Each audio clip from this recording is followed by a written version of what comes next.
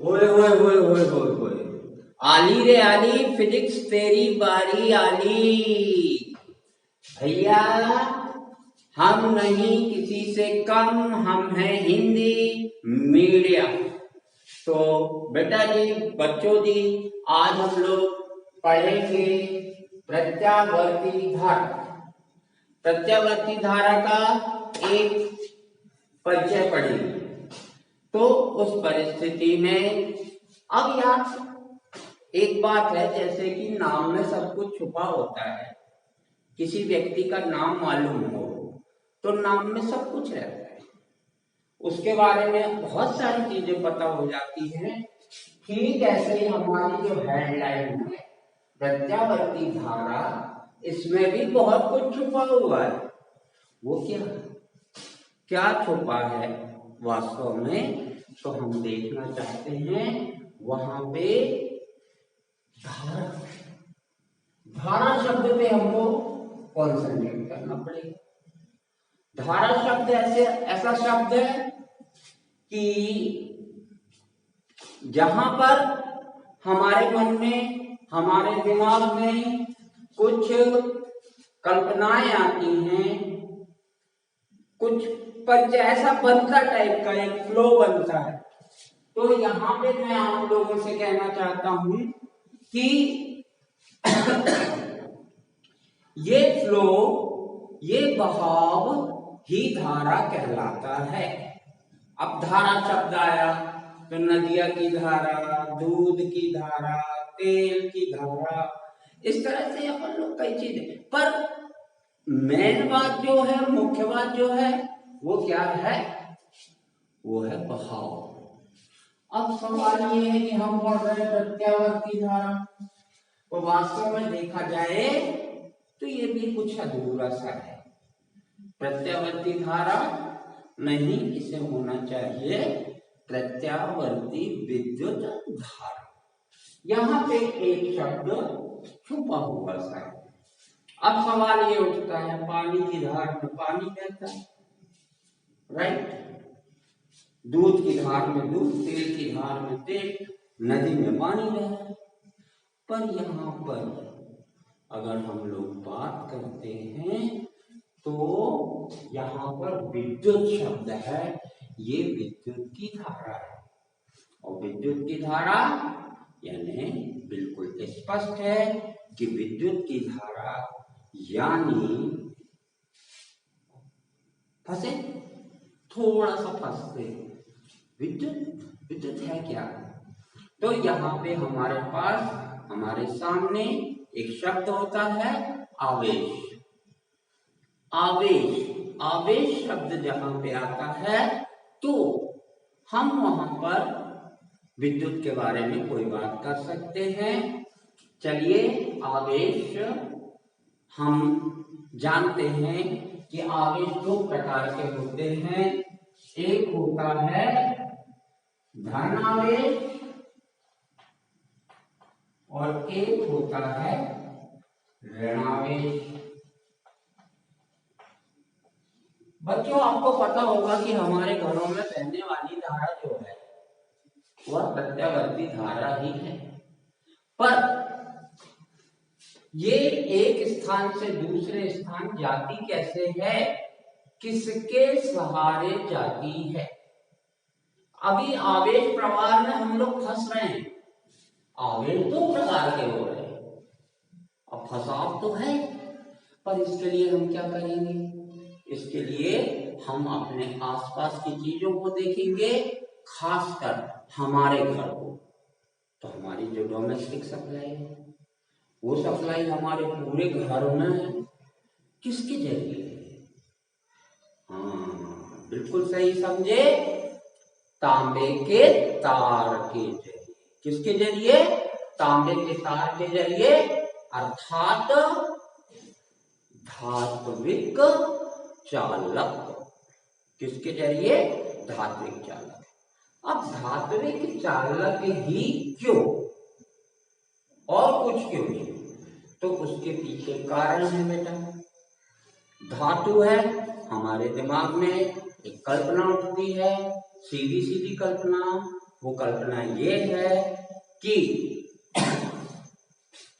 जो धातु एक दृढ़ वस्तु है। ये दृढ़ क्यों है? क्योंकि इसके परमाणु कहीं और चल के नहीं जाते। तो इससे क्या हुआ? तो होता क्या है कि इस धातु में या किसी भी धातु में जो परमाणु होते हैं, तो परमाणु के बाह्यतम कक्ष के इलेक्ट्रॉन स्वतंत्र होकर, थोड़ी ऊर्जा कहीं से मिलती है, स्वतंत्र होकर परमाणु से अलग हो जाते हैं। अब परमाणु में बसता है कौन? परमाणु का नाभिक। उस पर एक धन विद्युता बढ़ जाती, पर क्योंकि धातु दृढ़ है, ये धन एक स्थान से दूसरे स्थान नहीं जा सकता। और जब ये धन एक स्थान से दूसरे स्थान नहीं जा सकता, लेकिन एक तो छुटक गया है भैया, वो है कौन? इलेक्ट्रॉन। इलेक्ट्रॉन तो निकल गया, अब उसके ऊपर नहीं बंधन कोई जोर, अब वो निकल सकता है किसी भी ओर, पर किसी भी ओर कैसे?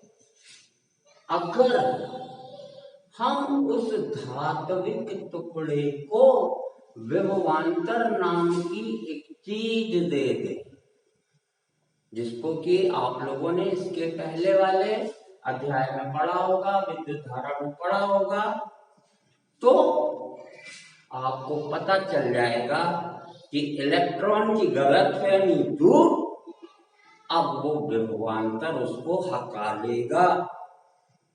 विभवांतर मतलब दो बिंदुओं के बीच एक जगह धन विभव, एक जगह ऋण विभव। अपनी जात का आदमी यानी ऋण विभव, इसको अपन से दूर करेगा, और धन आवेश जो है वो क्या करेगा? वो उसको खींचेगा। तो इस तरह से इलेक्ट्रॉन एक बिंदु से दूसरे बिंदु की ओर चलने लगेगा। अब एक ही थोड़ा ना जाएगा, बहुत सारे इलेक्ट्रॉन होते हैं, 10 टू द पावर 29 एक क्यूबिक मीटर। तो अब हमें यहाँ पे ये बात समझनी होगी कि ये इलेक्ट्रॉनों का एक बहाव बनेगा, और इसी इलेक्ट्रॉन के ऊपर ऋण आवेश है। इस तरह से ये आवेश प्रवाह होगी, और हम कह सकते हैं कि आवेश प्रवाह की दर को धारा अर्थात विद्युत धारा कहते हैं। तो आप लोग समझ गए होंगे किस तरह आवेश प्रवाह की दर, जिसे हम फिजिकली देख सकते हैं, हमारे घरों में देख सकते हैं, हम समझ सकते हैं कि विद्युत एक स्थान से दूसरे स्थान कैसे जाती है, किस रूप में जाती है। अगर विद्युत अपघट्य हो तो धन आयन ऋण आयन दोनों मिलते हैं। गैस का अगर देखें हम तो उसमें भी इलेक्ट्रॉन और धन आयन मिलते हैं। अर्धचालक ले लेते हैं, अर्धचालक में भी हमको क्या मिलता है बेटा? इलेक्ट्रॉन और होल मिलता है, जिसको हम आगे के चैप्टर्स में देखेंगे। तो हर जगह अलग अलग है, लेकिन फ्रिक्वेंटली यूज सबसे ज्यादा उपयोग होने वाला कौन सा है? अपना तांबे का, राइट। तो उसमें सिर्फ आवेश का प्रवाह किस कारण हो सकता है?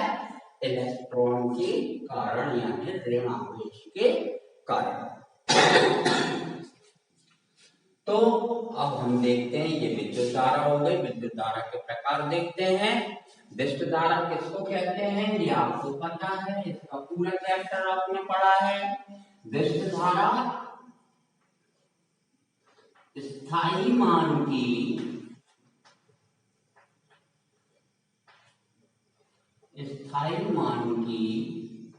निश्चित दिशा में धारा।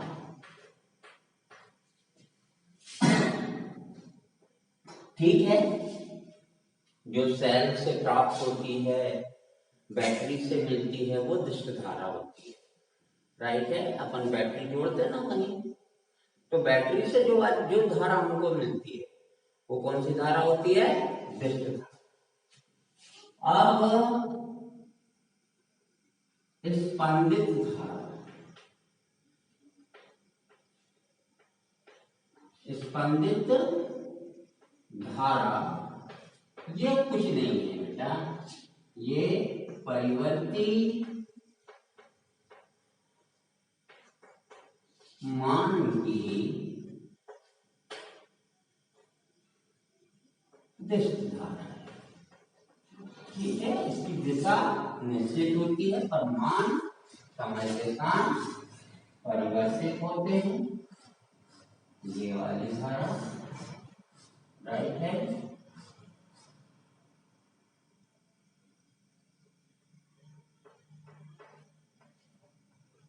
टी है, राइट। अब आ गई हमारी प्यारी प्रत्यावर्ती धारा। ये क्या? तो ये प्रत्यावर्ती धारा जो होती है इसके साथ कुछ ज्यादा ही हो जाता है बेचारी। क्या होता है कि इसके मान और दिशा, कौन कौन? मान और दिशा दोनों समय के साथ परिवर्तित होते हैं। चलो ठीक, कोई बात नहीं भैया, कर दो। लेकिन इसके साथ एक बात और है, आपने टेम्पल रन सुना होगा, मंदिर की परिक्रमा। यहां पर इसके साथ एक बात और है कि एक निश्चित टाइम में करना है। निश्चित टाइम में शून्य से अधिकतम, अधिकतम से शून्य, विपरीत दिशा में अधिकतम, फिर शून्य, ये पूरा एक टाइम करना है। और उसके बाद खाली नहीं बैठना, उसके बाद उसको इसी बात को दोहराना है उतने ही समयांतर में, उतने ही समयांतर में। आगे हम जब पढ़ेंगे तो पता चलेगा, इस समयांतर को हम आवर्त काल कहते हैं और इस पूरी घटना को आवर्ती परिवर्तन कहते हैं। यही कारण है कि इस धारा का नाम कौन सी धारा पड़ा? प्रत्यावर्ती धारा। ठीक है, समय के साथ मान तथा दिशा में निश्चित, यहां पे ये बात नोटेबल, निश्चित समयांतर में, निश्चित समयांतर में आवर्ती परिवर्तन होना। आवर्ती मतलब घबराने जैसी कोई बात नहीं, आवर्ती का सीधा मतलब है बार बार, बस टाइम बस फिक्स रहता है। अपन इस चीज को अच्छे से समझेंगे। लेकिन अभी टुडेस, आज हम लोगों का क्या है? प्रत्यावर्ती धारा का हम परिचय करें। हम इसको सिर्फ परिचित हो रहे कि ये है क्या। ठीक है, यहां तक आप लोगों को समझ में आ गया होगा। आप वीडियो को पॉज करके इन चीजों को नोट कर सकते हैं।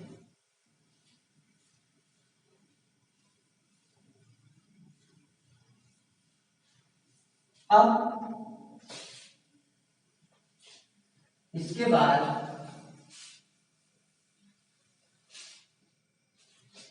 बात तो सही है, पर ये दुष्ट धारा अपन को मिल जाती सेल से, बैटरी से, या ठीक है, इसमें सीधा सीधा सेल से बैटरी से मिलती है, मतलब रासायनिक ऊर्जा काहे में बदल जाती है, विद्युत ऊर्जा में बदल जाती है। बिल्कुल सही बात, बिल्कुल सही बात।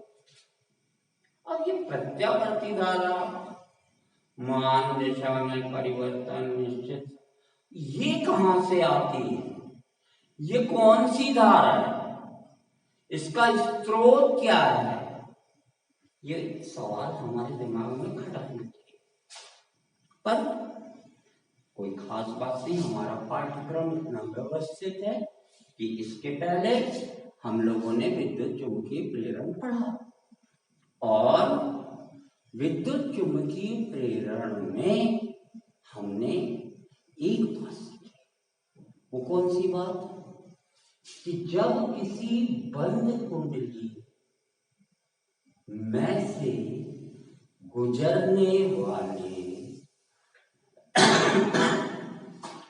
फ्लक्स में परिवर्तन, कौन सा फ्लक्स, चुंबकीय फ्लक्स, जब किसी बंद कुंडली से गुजरने वाले चुंबकीय फ्लक्स में परिवर्तन होता है, क्या होता है, परिवर्तन होता है, तो उस कुंडली में पहले प्रेरित विद्युत वाहक और फिर प्रेरित धारा उत्पन्न होती है।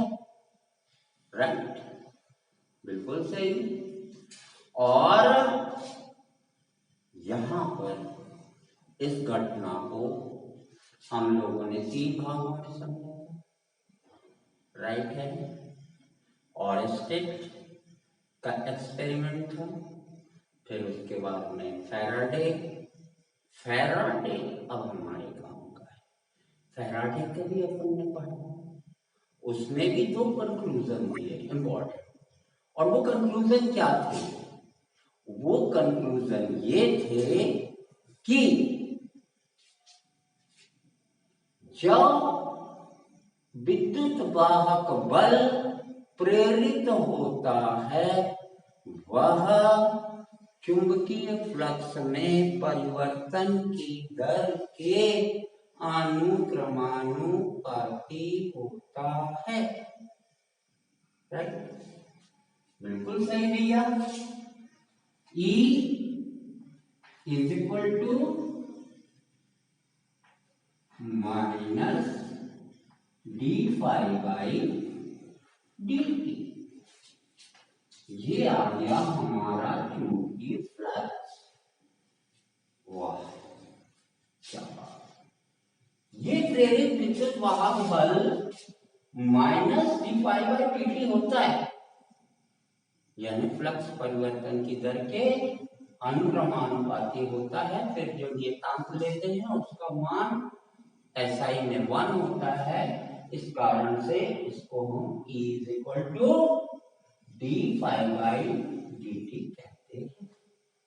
अब यहां पे बेटा एक चीज आ गई यार, व्हाट इज फाई, फाई क्या है, फ्लक्स है, और इसका फ्लक्स, चुंबकीय फ्लक्स की गणना हमने कैसे करी थी, तो आप लोगों को याद होगा कि फाई एम जो होता है वो होता है N B A cos theta, N B A cos theta. ये गॉस प्रमेय में भी हमने देखा था कि फ्लक्स राउंड अबाउट ऐसे होता है, ठीक है। एक्चुअली वो होता है बी ए कॉस थीटा, पर कुंडली में फेरों की संख्या, कुंडली में जो फेरों की संख्या है वह भी इंपॉर्टेंट है। बी ए जो होता है वो लूप के लिए होता है, अर्थात एक फेरे वाली कुंडली के लिए, राइट है। अब N B A cos theta ये हमारा फ्लक्स। थोड़ा सा इस मामले में मैं आपको और बताता हूं।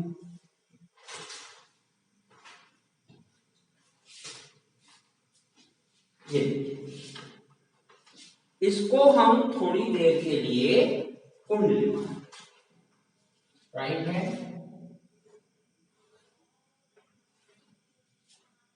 ये एन हो गया, ये एस हो गया और ये हो गया चुंबकीय बल रेखाएं, राइट। अब अगर इसके अंदर इस कॉइल को क्या किया जाए, घुमाया जाए। क्या किया जाए, घुमाया जाए, तो समय के साथ इससे गुजरने वाली लंबवत गुजरने वाली बल रेखाओं की संख्या में लगातार परिवर्तन होगा और यदि इसके घूमने की गति आवर्ती गति, ठीक है, जैसे पृथ्वी की सूर्य के सापेक्ष गति आवर्ती गति है, राइट है, दोलनी गति है। अगर ये दोलेगी कॉइल तो इसके फ्लक्स में जो परिवर्तन होगा वह भी डोलेगा आवर्ती। अंडरस्टैंड। अब थोड़ी सी बात बस मेरे को बताना है यहां पर थीटा। यहां पर थीटा के लिए एक कंफ्यूजन होता है। अभी आप देखें कि कुंडली का तल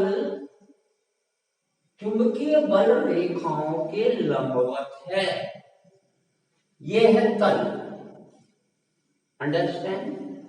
ये चुंबकीय बल रेखाओं के लंबवत है तो इसका क्षेत्रफल यानी क्षेत्रफल सदिश ये इस पर खींचा गया लंब होगा और ये लंब चुंबकीय क्षेत्र के चुंबकीय बल रेखाओं के समांतर है, अनुदिश है, इसलिए यहां थीटा 0। कुछ बात आई समझ? हम कुंडली के तल को लेके नहीं चलते, हम यहां पे उस समय से गति को मान के चलते हैं जब कुंडली के क्षेत्र का क्षेत्रफल सदिश चुंबकीय बल रेखाओं के अनुदिश होता है। अब आप बड़ी आसानी से देख सकते हैं कि कैसे होगा। ये देखिए, ये कुंडली अब थीटा कोण से घूम गई, पर कुंडली के घूमने को नहीं नापेंगे हम किसको नापेंगे, ये जो अभिलंब है, ये जो क्षेत्रफल सदिश है, ये कितना घूमा। अंडरस्टैंड। तो इसी के नाप के अनुसार फाई, स्पष्ट सी बात है। अगर लंबवत है तो पूरा फ्लक्स भर जा रहा है, थोड़ा तिरछा हो गया तो जो रेखाएं पहले लंबवत थी उनकी दिशा बदल गई, अब कुछ बची। अब यहाँ वाली स्थिति में एक भी चुंबकीय बल रेखा लंबवत नहीं है, यहाँ वाली स्थिति में माइनस हो गया है। कुछ बात आ रही है समझ? तो ये स्थिति से ही हम प्रत्यावर्ती धारा को समझ पाएंगे। तो इस तरह से ये प्रत्यावर्ती धारा है, हम यहां मान लेते हैं एक कॉइल है, क्लोज कॉइल, एक बंद कुंडली है और ये उसका क्षेत्रफल सदिश, ये उसका क्या है, क्षेत्रफल सदिश वेक्टर ए है और ये बी। अब फंसे कहाँ? फंसे कहीं नहीं फंसे। तो कुल मिला के इस तरह पर चुंबकीय फ्लक्स कितना होता है? NBA cos theta. तो ये फाई कितना हो जाएगा? NBA। अब हमें क्या करना है? हमें कुछ नहीं करना। अब हमें सारे रिजल्ट खुद निकल के मिले, राइट। अब इस परिस्थिति में हम इस इक्वेशन फर्स्ट इसको सेकंड में लेते हैं। तो इसमें E is equal to minus D by D T of N B A cos. पर यार थीटा वाली टर्म थोड़ी सी कभी कभी दिक्कत देती है, राइट है। तो इसके लिए यदि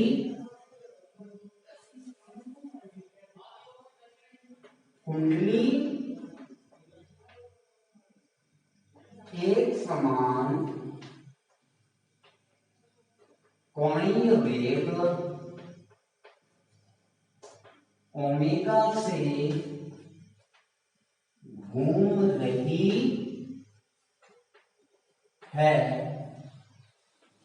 कि समय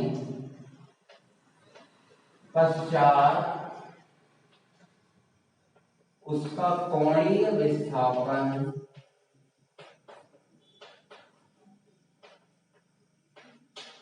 थीटा। तो ओमेगा इज इक्वल टू कोणीय विस्थापन थीटा बटे टी।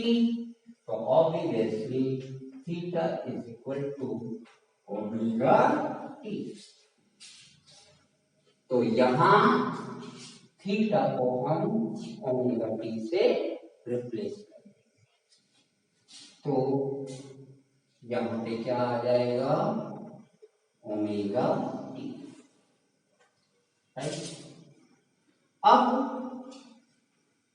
और ये तो सीधी सीधी सी बात है। अब इतने दिन हो गए हैं, क्लासेस चालू हुए, पढ़ाई चालू हुई, तो हम लोग अवकलन से पढ़ सकते हैं। अवकलन से बनते ही है। अब इसमें क्या होना है? एम कुंडली में फेरों की संख्या घूमते घूमते बदलेगी क्या? नको बाबा। बी ये पास पास हैं NS, तो इनके बीच में चुंबकीय क्षेत्र भी लगभग एक समान होगा। तो ये भी नहीं बदल रहा है। और कुंडली का क्षेत्रफल वो बदल जाएगा। कैसे बदलेगा यार? ठोस वायर से बनी हुई एल्यूमिनियम फ्रेम तो ए भी चेंज नहीं हो रहा। तो जब NBA ये कोई चेंज नहीं हो रहे, तो E is equal to minus NBA D by D T of cos. अब क्या करना? इसको अवकलित कर लो। अवकलित कर देंगे तो माइनस एन बी ए, इसका कितना हो जाएगा बेटा? D by d omega t of cos omega t और d by D T of, right. अब यहां देख लो ओमेगा कांस्टेंट है, क्योंकि हमने खुद बोला एक समान कोणीय वेग। तो ओमेगा कैसा है? एक नियतांक है। यहाँ पे नियतांक है, तो ये हो गया माइनस एन बी ए, ये हो जाएगा माइनस साइन ओमेगा टी और ये हो गया ओमेगा, और dt बाई dt आप लोगों को पता ही है कितना होता है बेटा, 1। तो इस तरह से E is equal to minus minus का हो गया plus N B A sine omega, N B A omega sine omega T, ये निकला हमारा एक समीकरण। ठीक है, तो थोड़ा वीडियो को पॉज कर लीजिए, इसको इतना नोट कर लीजिए।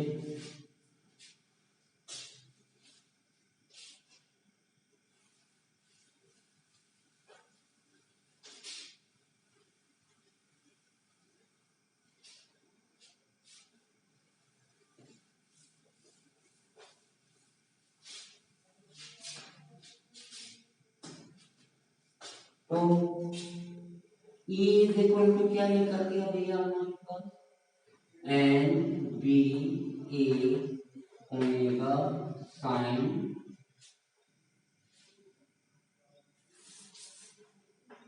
E is equal to n B A omega sine omega T.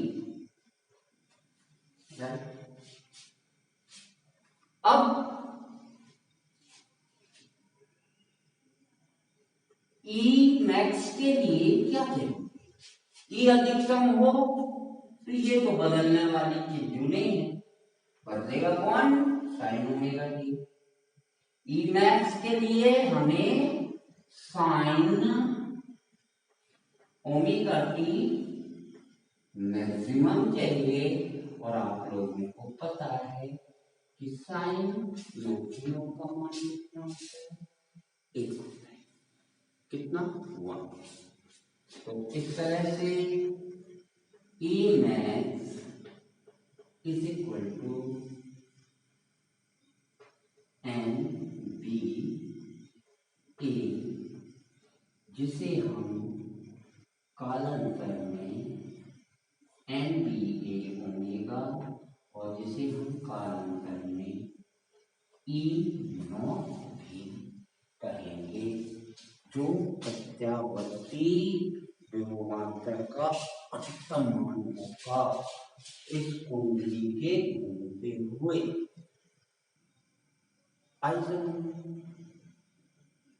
तो एक चक्कर लगा ले, कितने भी चक्कर लगा ले, ये कुंडली घूमती रहे, पर इसका अधिकतम मान एन बी ए ओमेगा ही होगा, क्योंकि साइन ओमेगा टी का अधिकतम मान 1 होता है, राइट है।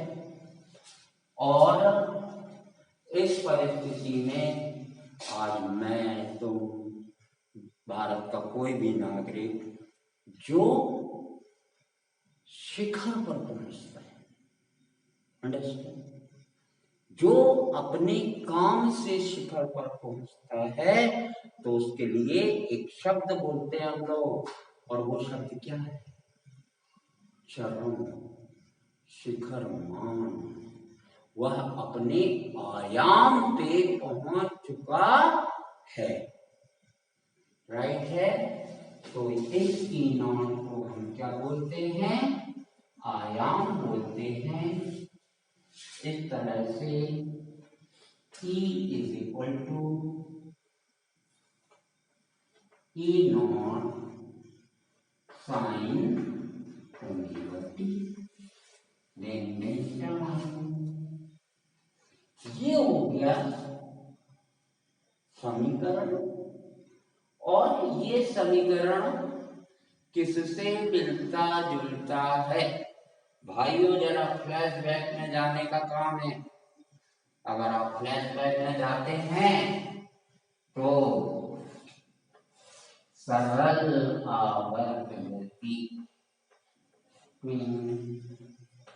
सरल आवर्त गति का समीकरण y is equal to A sine omega T, जहां ए क्या है, आयाम है, y क्या है, विस्थापन है, और ये समीकरण y के तात्क्षणिक मान को प्रदर्शित कर रहा है। उसी प्रकार ये भी यहाँ पे वोल्टेज के मान या प्रेरित विद्युत वाहक बल के मान किस रूप में परिवर्तित हो रहे हैं, आवर्ती रूप में परिवर्तित हो रहे हैं। और ये समीकरण जो है प्रत्यावर्ती विभव या इस विभव का या इस विद्युत वाहक बल का तात्क्षणिक मान बताता है। हम किसी भी क्षण t पर E का मान ज्ञात कर सकते हैं, राइट है। अब एक लास्ट बात, छोटी सी बात, वो ये है कि यदि कुंडली का प्रतिरोध R हो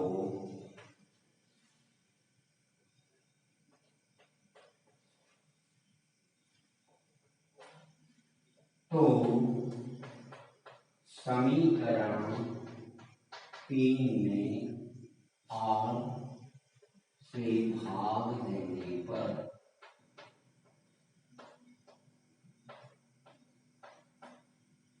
तो E upon R equal to E naught upon R sine theta, और बाय ओम के नियम से V upon R, V is equal to I R, तो V upon R is equal to I, तो इस तरह से ये हो जाएगी I is equal to I naught sine omega T. तो बच्चों ये जो आई है यह प्रत्यावर्ती धारा है, और ये जो E है ये प्रत्यावर्ती वोल्टेज है। अब इसको हम आपको सिद्ध करके बताएंगे कि ये कैसे प्रत्यावर्ती है, किस तरह मान को दोहराता है। अब हम मिलते हैं आपको अगले वीडियो में, तब तक के लिए ध्यान रखो। और आप लोगों का भी नंबर वैक्सीन लगाने का आ गया तो लगवा लो दोस्तों। बाय।